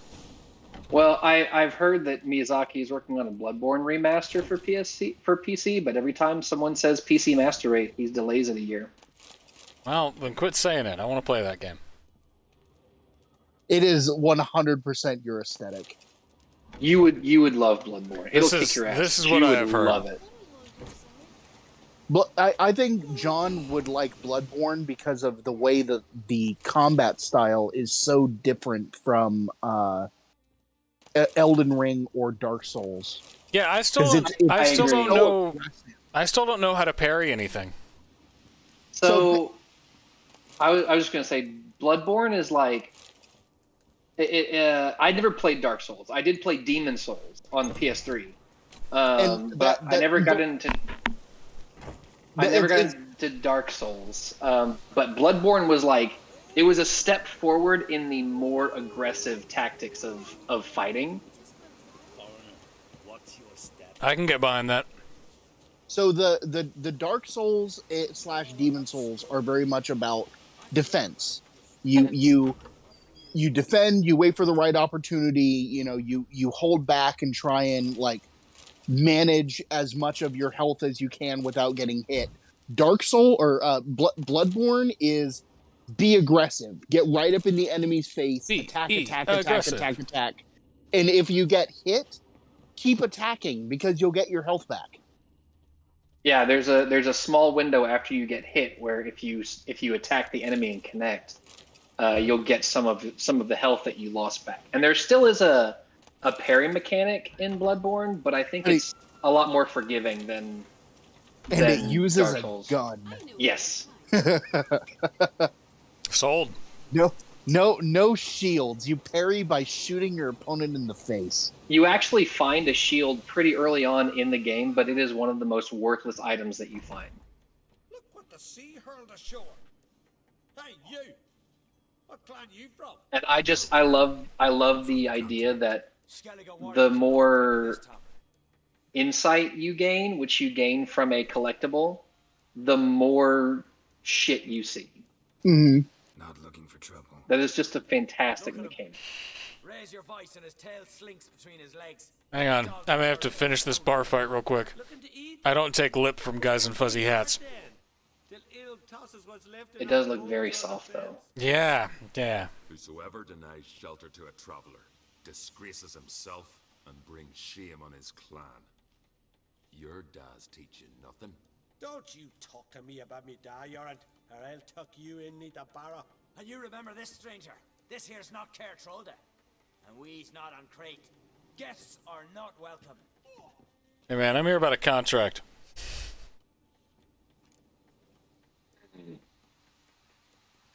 You don't mind the occasional traveler? This guy seems cool though. Fools. No Seems matter like he's a where bro. they're from. Geralt of Rivia, Witcher. Yorn. And then from what I If you know what to understand, drink with, sit Sekiro down with me. is like There's some meat in a the tail. weird middle ground between the two play styles. Sekiro. Go ahead. I was going to say it's also aggressive, but when it comes to defense in Sekiro, it's not parrying, it's deflecting. So it's like instead of holding down the block button, you're tapping it in order to deflect attacks. Sekiro is the embodiment of get good because you're right. Like you have to success because both you and your enemy have a poise meter that is visible on screen, and if you just hold the block button, you will deflect the attack, but your poise will go down. And if your poise depletes, you get opened to a critical. But if you defend at the right moment, you deplete your opponent's poise meter and open them up to a critical. So like it is the epitome of you need to like there is no like you can't be a mage. There's no easy mode around this game. You need to understand the mechanic and execute it. Only I mean, from what I understand, there is in terms of the different arms that you can use, Yes, kind of give you yes. some cheat. They do. But like that's more I of a never thing where could- you mold it to your play style, right? Guests from the Yes. Yeah, I never really did use the arms that much, and maybe that was to my detriment. But I just kept forgetting about them, to be honest. I tried to like find ones that were useful, and I just kept forgetting that they were there. I have heard that like firecrackers, it will Tell me more. carry you throughout most of the game. If you choose to, yes, they could, especially against the giant bulls that show up as bosses. In fact, in one of the later stages of the game, there is a giant bull, and if you throw your firecracker at it just right, it will get scared, run itself into a mountain wall, and die. I mean, There is something to be said for FromSoft bosses that fight themselves. As we neared the isle, I hit the rudder hard and turned round. I'd seen a wraith on shore. Must think me a coward. we got a wraith. Steel did not do us much good there. I felt it in my bones. All I could Guys, do we got a was wraith. gather gold round the village for a reward. Well, Help us and go kill it. I will. Speaking of, let's talk about the implications of Jerry Two Swords' haunted past relationships. For instance, Yeah, you guys would know that much better than me. I'm not caught up on Jerry Two Swords lore. Grand. At least not outside of the Netflix There show. we go. they've done a really good job with that. It's not 100%, but it's really good. Thank you, Geralt. You're a good sword. Well, like something that they changed, right? If I'm not mistaken, they changed from the books.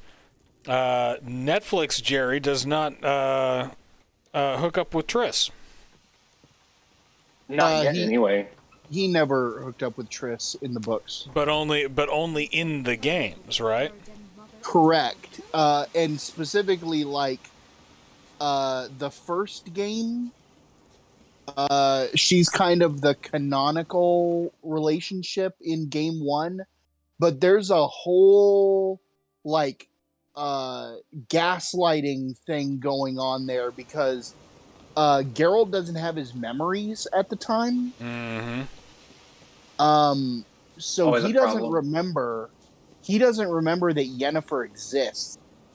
Triss knows, and she leads him on anyways, which is pretty messed up from a like meta standpoint. Like there's a lot of problematic things there.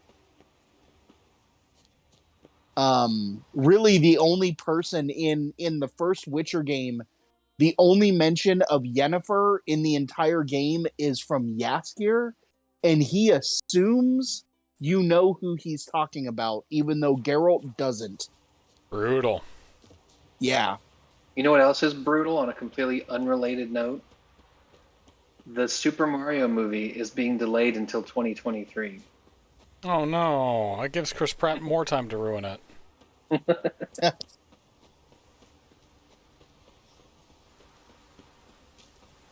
But yeah. So like how would one like what relationship advice would you give Jerry Two Swords? Don't. That's pretty. You're bad at it. I mean, he's kind of killing it. I don't know. I think he's doing an okay job. Spend more time with your kid. Like I would say that. Well, he's trying, but she keeps running away. I mean, there is that whole being hunted by evil elf wraiths from another dimension. Right. You know, that classic trope of childhood struggle. When they show up in the Netflix series, that's going to be so scary. Like with their special effects budget, the Wild Hunt is going to be incredibly frightening. Yeah, but I mean, like we were so we have been catching up with one of our close friends on season 2, and also like Yennefer does some stuff that's pretty shady, right? Like this version of Jerry, at least Netflix version of Jerry, does seem to kind of be developing that whole doting father thing. But like, what advice would you give him for his relationship with his kid? Right? Like, so far, Triss is the only kind of touchstone for a female role model that Ciri has, and I don't know if Jerry knows how to deal with that. So He what- almost definitely doesn't. No, and he also, I mean, like, he doesn't know what to do with a kid, and that's like, I would say, talk, like, do more than just say you're not going to be safe if you go outside the walls and out of my sight, because that's clearly not true. And I mean, his reaction to her training, at least in the Netflix, Jerry, her reaction to her training on the training grounds with the other Witchers was very like, how dare you try to do something that I didn't necessarily tell you not to do, but how dare you? See, I read that differently because that was the episode that we just watched last. I think there was like a okay, I didn't think that you could do this, but then you got real close, and you got real close in like a day. Right? Like you kept at this and almost did this thing in a day. Was it a day? I'll be honest, it's been a while since I've seen the second season. So I don't remember feeling like it was just a day, because wasn't he doing something out of the place when she was doing all that? Yeah, but like, I thought it was over the course of a couple of days. It's not that much time because if I remember correctly, Triss portaled them somewhere. Triss portaled him to go talk to the Yennefer's archaeologist ex-boyfriend. Yeah, that's right. Yeah, he wasn't gone for very long. Yeah, like I said, don't do that, but I am impressed. Like Amanda said, like there's, I saw it as he looked at her and was like, okay, first we have to get you patched up. This is a problem because you want to, go play on the on our Kilotron. Let's call it what it is. It's not a training exercise. It's the Kilotron. You want to go do American Ninja Warrior. We have potions that we can take to keep us alive. You can't do that. So I'm going to need to amp up your training in order to, like, make sure that you're good enough to not crack your skull open, right? Like, they have the, Witchers have the benefit of being able to take tremendous lumps. Right? Ciri doesn't have that.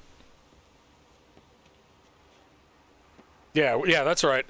When they were hunting the Leshen. When he came back from the portaling was when Uncle Mitch was about to poison her.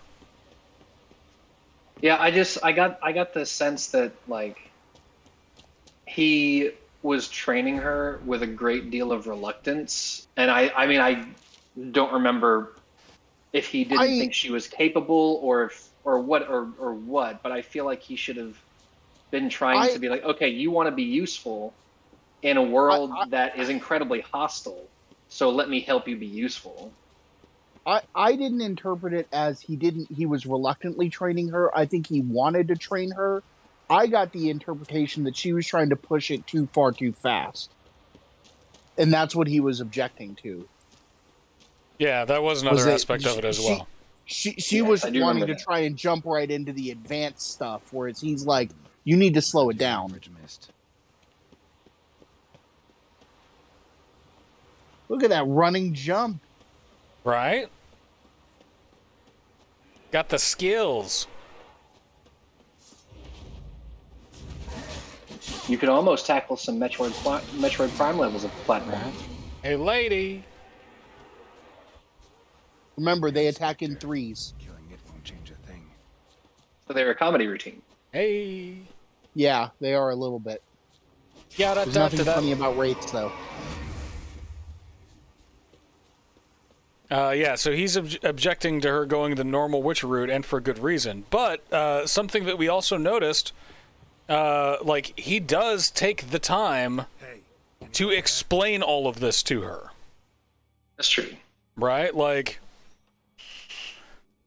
for somebody with, like there is friction right now, I think, because they're just, like, kind of getting used to her. But I'm impressed at how the Netflix version of The Witcher is like, hey, I'm not gonna lie to you. Like, I'm not gonna soften things. I'm gonna give you the context necessary to explain my reasons. I think that's an interesting way for them to go. You know, it's healthy. Then the ghost showed, came straight at me. Bolted back inside. I gotta talk to this guy. It's probably about as healthy as he gets anyway. I think so, yeah. I mean, he is just an abused kid, I look out. There's the ring. right? Like, Bugger, bigger than the rest, and cold flow. you know, here's a kid who's been raised as functionally a monster-killing child soldier since what, like 4 or 5? Yeah, he was sold at like 4 or 5. Tell me more. Brutal. Brutal. It seemed more clever than the others, like it knew. It's So, funny when oh, sorry, go ahead. No. Go ahead and ask. Sorry. I was just gonna say, it was funny that when season 2 rolled around, my wife and I were perusing something for Netflix to watch, and I just jokingly said we could watch The Witcher, and she said, and she gave me this side eye, and asked me to explain it, and I did a little bit. And she's not typically into high fantasy stuff, but Right. she was like, you know what? I might watch the first episode when you're not around just to see it for myself. And and then later that day I had to go pick up the groceries, and I get a text from her while I'm waiting for the curbside, and all it says is, "Okay, I'm in." Right, like. Did you tell her a story about how Henry Cavill kept wearing through the leather armor? I didn't tell her that. No, It was but just too tight. Just all of that leather just rubbing against his muscles. You need to talk about how when they were doing season 2, he would go up to the director and start quoting exact passages from the book of what they need to do in the scene. Like, dude has an encyclopedic knowledge of The Witcher at this point. This is oh why. yeah, no, this is why she's you very have to much aware of hire- how much of a big, yeah. Yeah, you got to hire more nerds for this stuff, y'all. We do it right. Yeah, I mean, she's very much aware of how much of a nerd Henry Cavill is. Man, he plays Warhammer 40K. He's worse than me. I mean, that's why he agreed to do The Witcher. Yeah, He needed to build a new army. the custodies don't come cheap.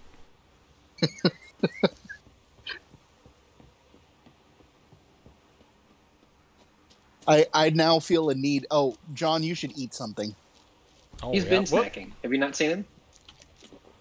Oh, you mean with Jerry? Yeah. No, we got Yeah. a little Caesar's hot and ready, man. I'm doing fantastic. But yeah, now I feel the need to go back and watch season 2.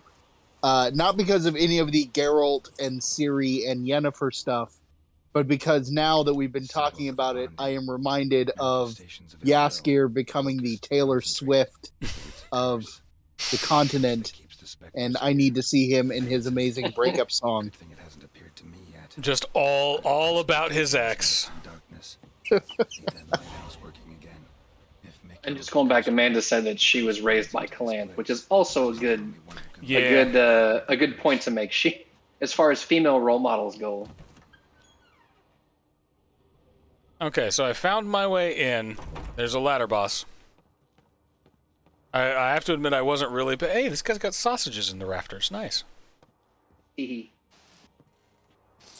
It's my kind of house. All right. But also it said that like this guy might be the only one who can light the fire again and like dispel the curse. So I got to bring Homeboy up here. I don't remember. Don't die. You'll be there, Don't candle you- on the water. I know I'm a few seconds behind, but like you I'm seriously working almost on fell it. down I'm the ladder working box. on it. I'm doing okay. So in other media related news, Jen and I watched the Batman on Friday. Yeah. Have you seen this yet, James? Have seen it. What They did they it? need to make no spoilers. They need to make 100 more of these movies. So I thought it was very, very good. I thought that the depiction of the Riddler, one, is such a far departure of any depiction of the Riddler that I've ever seen before. But also it was very unsettling because it was like, I know this is a comic book character, but this guy exists. Yeah, he's out Yeah. there. It was very realistically done. Yeah. Uh, I appreciate that it was much more cerebral of a Batman film. Like, yes, there was action. Yes, there was superhero punches, supervillain moments, but it was much more than that. yeah, he was a So- detective. But not only that, like, let's be frank, not the best detective, not yet. No, not even close.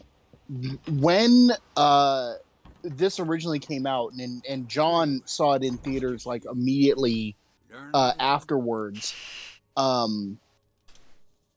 I had asked John's opinion about it, and the thing that he said then was the thing that, like, I 100% agree, having seen the movie. This is the first Batman movie to get Bruce Wayne. Yep. Trouble not a soul. Like, Come back to that later. it actually understands who he is as a character, and I love it, and I want to see more of it so bad. And we finally got a Batman that helps people. Luckily, all you Yeah. gotta do is like That's Well, incredible. and you got to see that transition too. You got to see this transition from being Yeah. dark, brooding, I am vengeance to that doesn't work all the time. Feel it. Yeah, like, Perhaps maybe I should stop enacting vengeance and, like, get these people to safety. I can oil and let's go. do what's right instead of, like, punching somebody about it.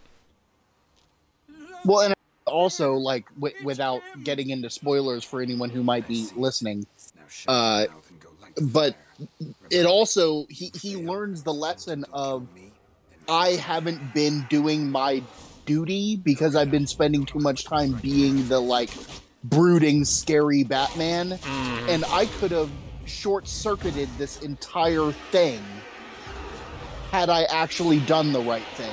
Hang on a Remember second. to use Irden, John. I'm trying to remember. There it is. Irden. Ow, ow, ow, ow, ow, ow, ow. No.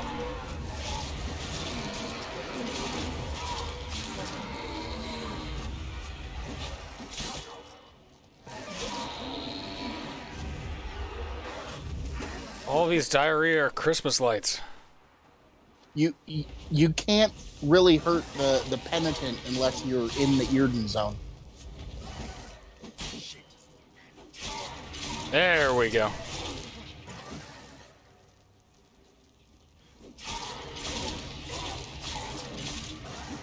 Light. Finally. Time to get this done. But so yeah, they've already confirmed that there's going to be a spin-off of Penguin. On And that's HBO gonna be Max, yeah. fantastic. Colin Farrell, like, completely unrecognizable, and somebody needs to win some kind of an award. But makeup, absolutely. Yeah. There's See- also going to be, isn't there going to be like a Gotham PD spinoff too? It wouldn't No, surprise me. so they had talked about that, but it did not get greenlit. It's one of the they pitched 3 concepts to HBO Max. The Penguin got greenlit. The Gotham PD spinoff they nixed because apparently, like, HBO Max already has enough police procedurals. They're like, we don't need more. But the other one that got greenlit is an Arkham Asylum I know the spinoff. feeling. So long. There's going to be Oh, I a lot didn't- of the, like, minor Rogues Gallery characters. if it Yeah. weren't for you, I'd have died of hunger. I know that. You did it. Yeah. We've been watching. We've been chewing again through the seasons of Doom Patrol as well, and I think that's one of the best things that Freaking DC has love ever that made. show. That show is amazing. That show is so good. And it manages to do it like both because of and despite Grant Morrison, and that in itself is impressive. So for the continuation of the Batman universe, the director Reeves, he has stated that he does not. Oh, I don't. That was a weird animation. Yep, I survived it, but that was a bonkers one. But he's already stated that he does not intend on having Joker ever be a main villain in any of, if he does more Batman movies. Barry Cogan, is that how you pronounce it? I don't know who you're referring to. The guy the actor who that played the Joker in the Batman. Oh yeah. I barely paid attention to it, and I didn't really care. Like, so there's a deleted scene you ought to look at. Warner Brothers actually released it on YouTube, and like anyone can go watch it. There was a scene that was cut for time because the movie is already incredibly long, where Batman would have gone to Arkham to talk to the Joker about the Riddler case, Hannibal Lecter style. yeah, I don't think that was necessary. It's a good scene though. It's a good scene, but I'm fine with the Joker playing a lesser role in Batman stories. Yes. Just because it's been like with the Arkham games and the Dark Knight Rises. It's been done so much. And 1989 Batman. And Leto, whatever that was. Joker's just been over. He's been overdone. He needs a break. Yeah, and Reeves has said he will never be like the main. So long as he's doing the movie, Joker will never be the main villain. He might show up for a scene or two, similar to in the Batman, but he'll never be like a main plot point. And I think that is great. Just there. Yeah, I'm kind of doing like a Tony Hawk Pro Skater thing. Bear. Oh God, you said bear. I had Elden Ring flashbacks. Don't do that. Right. I'll take my frustration out where I can. I am still very much in the early game of Elden Ring, but I'm up into Stormvale Castle. I still cannot beat the Rune Bear. No, you shouldn't. You will never be able to beat a Rune Bear. I will just spoilers. Yeah. No matter how far you get into the game, any Rune Bear you ever see, run away. Yeah, you don't want to fight him. Yeah, the boss of I think it's called the Earth Cave. Yeah, I cannot beat that Rune Bear. Yeah, I think I used, I forget which, I think I had I had gotten the Skeletal Bandit ashes, which is 2 skeletons, and they're just like every other skeleton out there, where you have to hit them once they're dead or else they come back. And I think I used them to beat the Rune Bear, to help me beat the Rune Bear, because the bear would never finish them off. Let's talk about my reward. Yes, got it right here. Yeah, I think that's what I'm going to end up having to try. And a round. Cheers to your health. I did enjoy my ashes of the demi-humans once I found them. It was fun to run around with 5 little screeching fanatics in various zones. So long. A bunch of little goblin monsters following you around. Yep. Got a taste for Skellige mead, vagrant? It's not bad, thanks. I had named them at one point, but I've forgotten what they were because I moved on to different summons. So to jump back to one last point on the Batman, I had mentioned this to John after I finished the movie, but if they do a sequel, given what they did with the Riddler and how creepy they were able to make the Riddler, thanks, Jon. I want to see them do Hush. Like Thomas Elliott with this directorial team will be terrifying. What? Rude fur hats. What happened to you? I don't know. I guess I... Hang on, Like, I got, like, one punched and, like, went down before the animation. I'm gonna go back and do that again. So many. I think to your back to your point, I think Hush and Thomas Elliot would be really fun to explore. But I would be really interested in them doing like some more. Like it was great to see a new version of Riddler, but I would love to see like explorations of other minor characters. Like I would love to see a Matt Reeves take on the ventriloquist. Oh, that would be cool.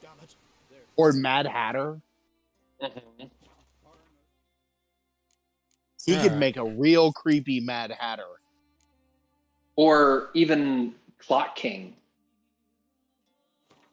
Ratcatcher. As Yennefer of Vengerberg. We've already seen Taika Waititi do it. We have, yeah. Related to Ciri's reappearance, it had destroyed a vast swath of forest. Blah, blah, blah, blah, Set blah. off to the Isles to join the sorcerer. The third voice is my buddy James. Daniel? Him again. Got a taste for Skellige mead, vagrant. It's All not right. bad, thanks. Huh, then get yourself a cake. Yep. Once you get done with this fight, John, I gotta get going. Yeah, I've got samesies. that bedtime for work stuff. All right, so should I tell Jordan to relax, or should we go on ahead and get in a fight? I think you can chill. Relax your end. It's just banter. Weak, but still. Nay, we're serious. Dead serious.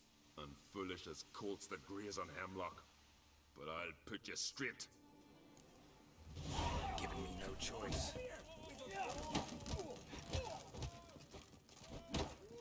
But guess you fight either I'm way. James. We there were some Elden Ring lore chats happening, and oh yeah, you did just get knocked down. Yeah, like it's a scripted. Yeah, there were some Elden Ring lore things happening, and I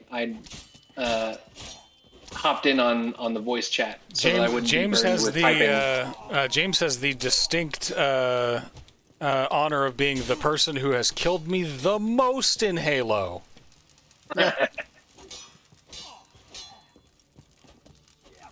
I'm still using Irden. Speaking of Halo, apparently the show is really good. I've heard otherwise, but I don't have Paramount Plus to back that up, so I wouldn't know.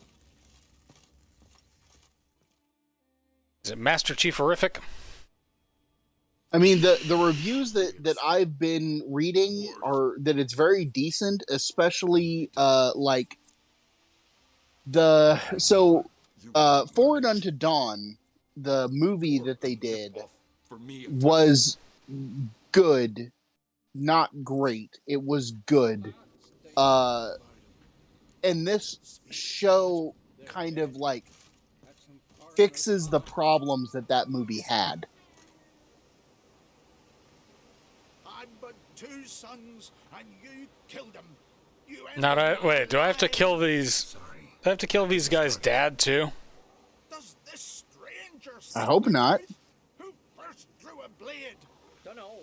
It happened fast, and we were a few horns in. Don't look at me, I have another mid.